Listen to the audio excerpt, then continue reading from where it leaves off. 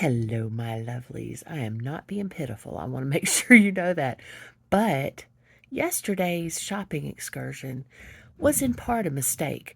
The excursion was not the mistake, but my not using assistive um, devices, like specifically a power chair or scooter or a wheelchair. Just a manual wheelchair would have worked better too. I did use scooters. I use more than one? No, I just used one scooter. I used the scooter at Aldi, and the handy helper pushed a bigger cart for me because we kind of had a shop to do. But anyway, more on that in a little bit. We'll see what I get up to today. Really, to be honest, I'm not walking really well. But anyway, this too shall pass, and we will get on with our day regardless. Hey y'all, hey my lovelies. I am up and today is going to be a low-key day because yesterday, I don't know, you may be seeing this the day after today. That's called tomorrow, isn't it? The day after today. So, if you are seeing it tomorrow, tomorrow is the day that I go for my annual physical. So I'm going to take it easy today and have a low-key day so that I might get some of my mobility back ish for my doctor's appointment tomorrow. So I'm excited about that. I have some questions to ask, and I will take y'all along, and then I will ask those questions and report back to you what questions they answered and how they answered them. I'm going to ask about assistive devices. For those of you who asked, thank you so much. I am going to look at scooters and power chairs.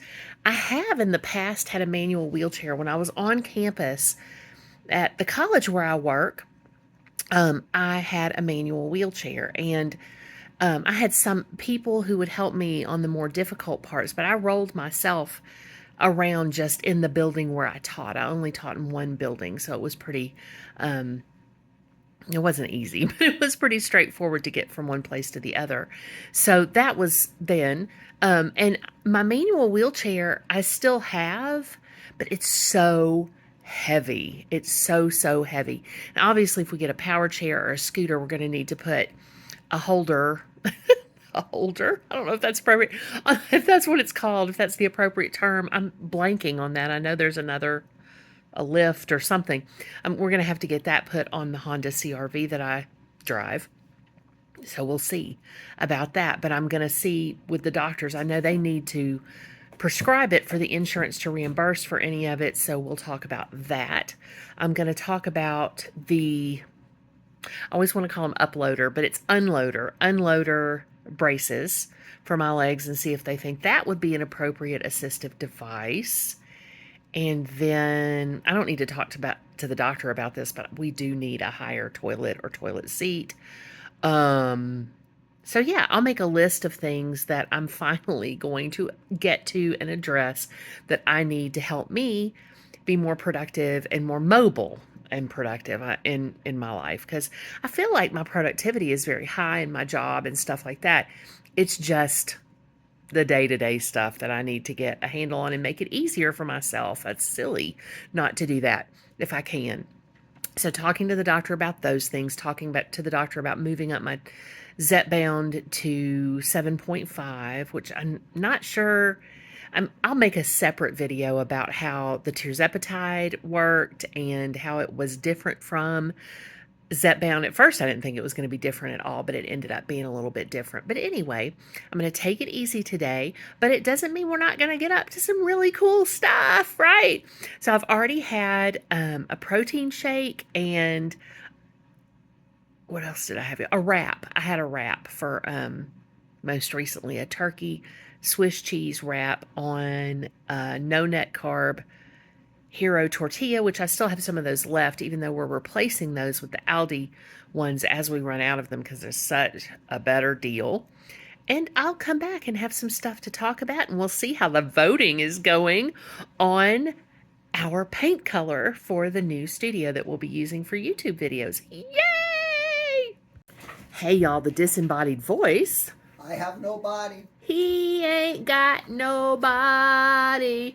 Nobody. Yes, he does. That's silly. So anyway, he's getting my work stuff ready for me. We're going to hang out here today, my penguins and I, and periodically my dear lovelies, hopefully, will be hanging out with me pretty much here. But I am going to exercise because I'm not going to get more disabled by exercising.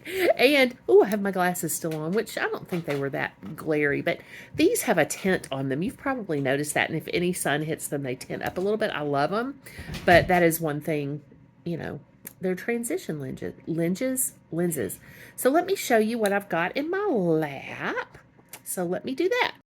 And then I got this, which is my Ukraine Solidarity bracelet. It's got a little bead. Can you see that? It's got a bead in the middle that kind of looks like the world. So I think of it as the world united and praying for Ukraine. And it's one of the ones that you slide that's knotted in that special way. So I really like it. I really, really like that. So that's what I've got going there. And I'm going to get some work done. And I'm going to pedal. I don't know that I will do the shoulder stuff today or the arm stuff today because ow. But I'm going to do my legs. So we'll see how that goes. Hey everybody, I thought I would give you the penguins and I thought. Oh, I just got an email. Couple of things. Oh, that's so fun. I just got an email back from a student I taught years ago. I was going to share with you one of the assignments that I was grading and how, and I have to keep my glasses on, but I don't have a ring light or anything on, so I thought it wouldn't be,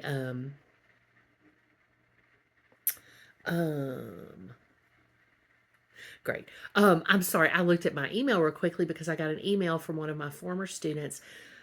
She was a non-traditional student, decided to come back to school as a grandmother. And really, we had a fantastic time when she was in my class. As far as I know, she's still taking classes. We have something here we call the College of Adults. And that is college classes that you can take for free or very low cost if you are a silver citizen. And so that's something that's really exciting. And I always love having the range of ages in my classes. It's so much fun to see people in a range of ages together. And so this was one of my students from then. I'll have to show you guys, we read Watership Down, which is a fantastic book that semester. It's a book by Richard Adams. And she made me, it's on the wall right now, but I can't really today. I can't really kind of turn around and show. Plus, I'd like to get off the wall and show it to you up close.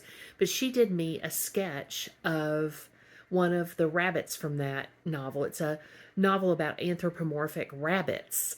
And I don't know if you've read it. There were films too, but the book, oh man, there's no way to get to the bliss and the journey of that without reading the book really or listening to it if that's what you like to do. So, because audiobooks are totally books, it's all the creative, imaginative process.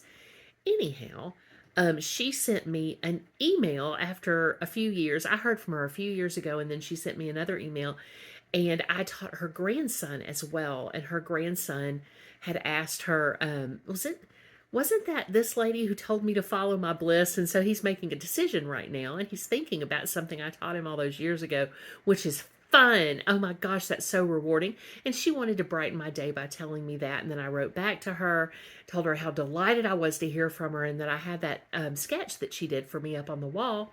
And she wrote back, my kids think I'm the only person in the world or only person alive, she said, that loved Watership Down. And she said she would tell her grandson what I said and that he's doing great. So I'm so happy about that. And so what I'm going to do next, I'll answer her email when I have a little time to give her a more well-considered feedback to what she said to me. I'm so happy about that. But right now I'm grading body paragraphs. We're working on a research paper about a novel. The novel is by Rainbow Rowell and it's called Eleanor and Park. And I will put this all in the description. It is not a book for people who want a fast, easy read. It is a really fast read, but it's not easy because of the subject matter. There's some difficult stuff in there. There's some difficult language in there, but the language is all part of the setting of the book. It's set in 1986, and it's about two 16-year-olds. And I don't want to ruin it for you because it is such a fantastic book. if you decide to read it. It's a young adult novel, kind of, but it's sort of become the sort of thing that blurs the line about genre. So that one is what they're writing about, and I had them do a sample body paragraph based on everything we've learned about research papers to write based on an outline they'd already done for me, something I call the super outline, which I'm going to teach on my channel at some point because I think it's the absolute best way to write research papers or any kind of project where you have to incorporate research, even if you're just doing a research project for your own edification. And so this particular one that I'm looking at here is about social isolation in Eleanor and Park, which is one of the themes that deals with, and how isolated the title characters feel for a variety of reasons. And the students unpacking that. What a wonderful thing to write about. I will tell you that when I give my students these assignments, they can write from any angle they want. I teach them literary theory. I teach them the sort of canon of literary theory, and we dip into that, and then they use those literary theories to come up with topics. They don't have to announce the theory they're writing about, because when you write about certain things, you're writing academically, at least, from that theoretical perspective. So if you're dealing with what it's been like to be a woman in history, then you're using feminist theory, often psychoanalytic feminist theory. And a lot of these theories are born of each other. So feminism, gender theory in general, is born of the early work that was done in psychoanalytic theory, particularly speaking back to some of the things that Sigmund Freud theorized, and more often sort of coalescing with the things that Carl Jung talked about, Jung. Carl Jung talked about archetypal and myth theory a lot when he was dealing with psychoanalysis. So all of this stuff, as students find it fascinating, it's all so fascinating. And once they get into it, the main thing about getting a student interested in anything, this is particularly true for adult students, but it can true for all students, is when you can find a way, let me get the window panes out of my eyes if I can for you, is to find a way to make the subject matter relevant. And one of the best ways to do that is to take what's called a heutagogical approach, heutagogy. And that means helping students take responsibility and ownership of their own and ownership of their own learning. And so when that happens, they get super excited because they're looking at things in relevance to themselves. And that's important. We need to think about things as they are relevant to us. And so allowing students within a framework like theory to choose exactly what they want to write about, and I'm not assigning that topic, gives them ownership of it, makes them more excited about it, and they have more fun researching it because it's something they're actually interested in. Imagine that. And I always tell my students it's intrinsically selfish of me as a teacher as well, because I don't want to read. This is just something I joke about. I don't really teach papers about Ben Franklin, but not that there's anything wrong with that. But I always say, if I get 115 papers on Ben Franklin, how boring is that? Whereas if they get to choose their own stuff, even though I've worked with them on the paper the entire time and I kind of know what it's going to be about and know what the content will be, I get to read so many different perspectives on different things about the novel. I learn a lot from my students. I learn at least as much as they learn from me, probably more. And I get to look through their eyes. That's one of the things, if you're going to be a teacher and you want to be excited about grading, you're never going to be so excited as an English teacher about grading that you can't wait to get to it. Maybe you are. Maybe you have that gift and I don't. But it is a really onerous task to look at all these papers and go through them line by line and word by word and figure out the feedback that your students need. It's a craft. It's an art. It's something you can learn, but something you kind of have to be, at least I think, sort of born a teacher to be a teacher. So, and to really make sure learning is occurring. Teaching may be occurring, but is learning occurring is always the question I was told to ask. And so when I'm assessing learning, it's exciting to see how far my students have come with these paragraphs. I mean, some of my students at the beginning of the semester were like, I'll never be able to write like that. I'm like, yes, you will. And I told them, if you don't believe in yourself, just let me believe in you for a while until you will believe in yourself. But until you get that, I'll be the one to carry the belief for you. And so these students are working on that, but giving them that ability helps them to write about what they want to write about within a framework that's academic. And then it gives me the ability to look through, and it's such a privilege to look through hundreds and hundreds of pairs of eyes over the years and ideas and thoughts and see what they're thinking about. And often it's stuff that I carry through to another semester to tell other students about. And I try always to say, this is something a student told me years ago. And that gives my students confidence to think, you know what, if other people learn to think that way, I can learn to think in that way.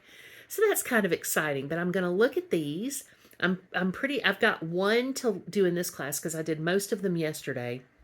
And then I'm going to go through the other classes and see what Easter eggs have been left for me in those classes to feed back to. But I'm going to feed back to this student about social isolation as it's displayed in Ellerin Park, having to do with Park's feeling of ostracization as he feels disconnected to the concept of Western masculinity or the patriarchal view of masculinity. So that'll be exciting. Back in a bit. So I'm all ready for bed. I washed my hair. I have it up in my special let my roots get dry thing. And I am tired. I also have to be up really early. Y'all don't have to get up really early unless you actually do need to, but I will take you with me tomorrow as much as I can to the doctor. And, I hope you have the most beautiful day, evening, AM, whatever time it is for you. I hope that you know how loved you are. I know I say it all the time, but I'm going to keep saying it because it's so true. I love you, and you are lovable just the way you are right now. You don't have to do anything else but be wonderful you. What else do I usually? Oh, yeah. Go in peace and love to serve others, and please do pray for Ukraine. Oh, that reminds me. Oh, I don't know if y'all can see this. Oh, it's a little unscheduled extra at the end. Can you see that? It says praying for Ukraine, and we're going to put it outside our house. I love y'all. Have a wonderful, wonderful sleep if that's what you're about to do. And we will catch each other on the flip side. Pray for Ukraine, please.